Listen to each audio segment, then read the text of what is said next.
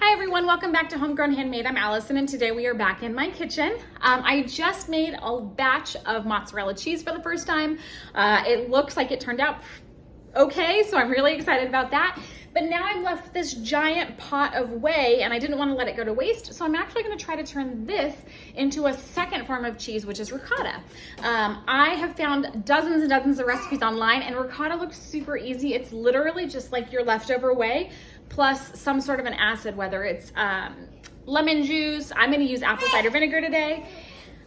So what I'm going to do is I'm going to bring this pot of whey up to a boil. I'm going to add about 1/3 of a cup of apple cider vinegar, and then we're going to let it turn into some more curds, and then we're going to separate it and then call it a day.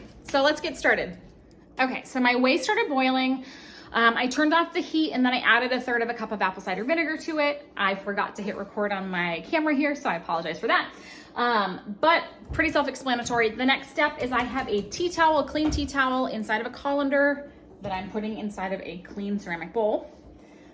You could use cheesecloth. I would normally have used cheesecloth. I just can't find mine right now. So clean tea towel inside of a colander.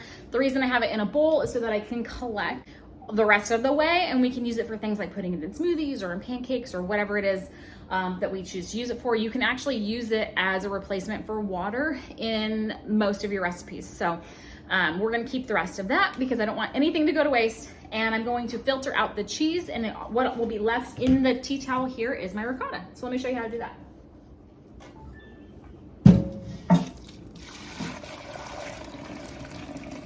And luckily I had a second bowl here because this was a lot more whey than would fit in my first bowl.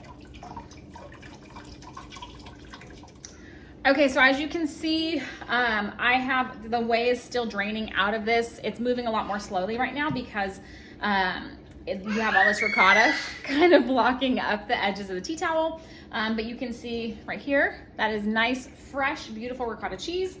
And so I'm gonna let this continue to strain out. I will put it in a little container and then we'll have some fresh ricotta. My cheese has been straining through my cloth here. As you can see, looks an awful lot like ricotta.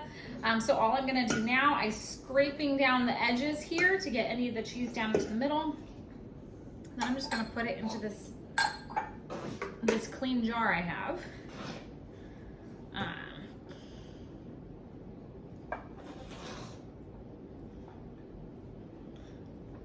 And that's it.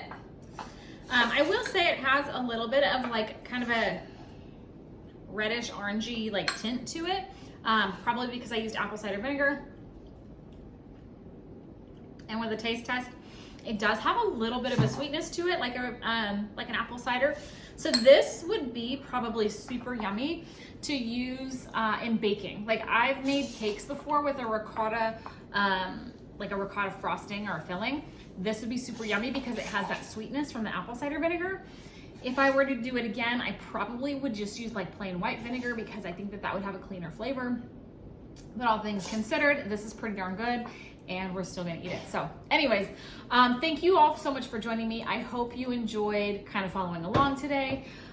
If you like this recipe, or this video, please give it a thumbs up. And if you like content like this and would like to see more content like this, go ahead and hit the subscribe button and the bell for notifications. That way you'll be notified every time I post a new video. Thanks for joining me. We'll see you all next time. Take care, guys. Bye.